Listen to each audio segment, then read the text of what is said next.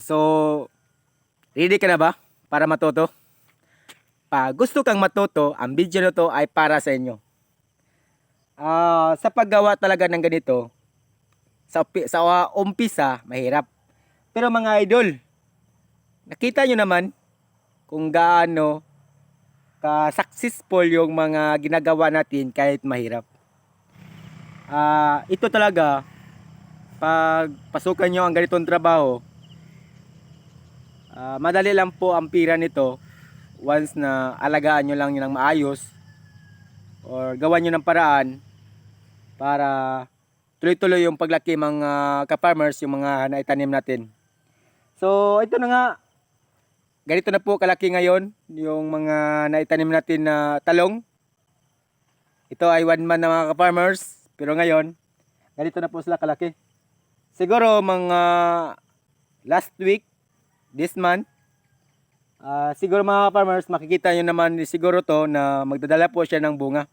Para ma-update kayo mga farmers, paki-subscribe na lang sa ating YouTube channel or paki-follow na lang po sa ating Facebook page or Facebook account para updated kayo sa ating mga video dito na tinatanim po mga farmers.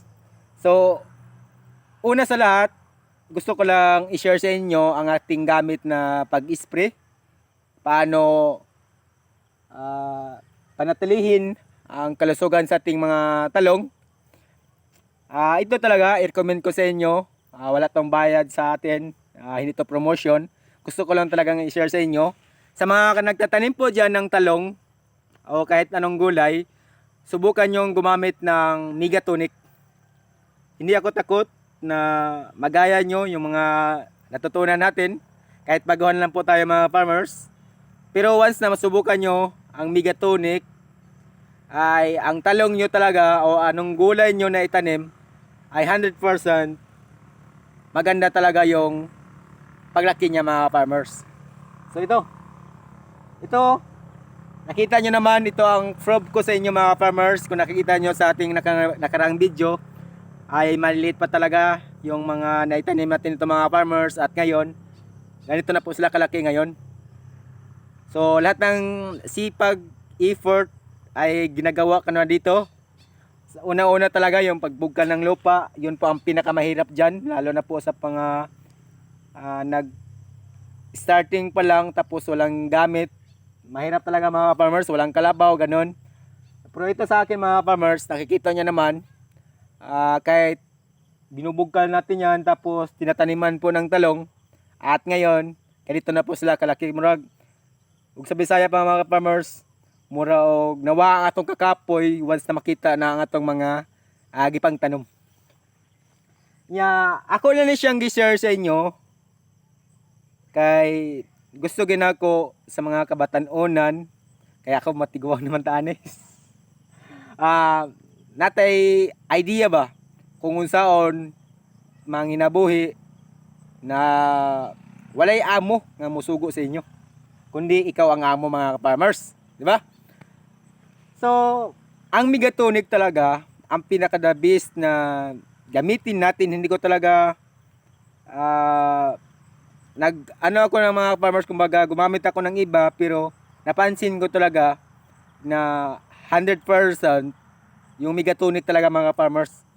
Pinaka-prove talaga yan na mapansin nyo na okay talaga. So ganito yun ngayon ha. Yan. Diba? Okay yun. So, bakit ko to gi-share sa inyo? Nganong ako man siyang gi-sulti sa inyo na makaingon ta sa itong kagalingon, masig daghan ta magtanom ani. Sa ko mga farmers, kung daghan ta magtanom, wala na problema sa kuha kay may sad na hinoon nga makatabag ta sa uban ba nga gusto sad makahibaw sa pagtanom kay lisod kay mga muhang gid, lisod gid kayo. Karong year 2025, hindi lang tanom mga tungiro na kundi mangita tag chicks boys.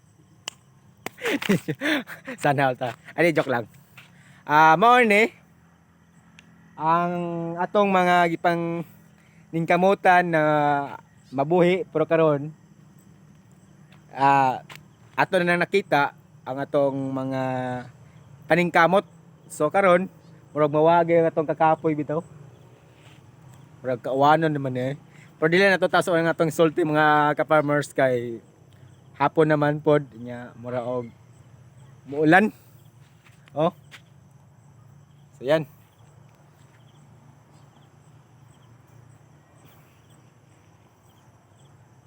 Oh, di ba?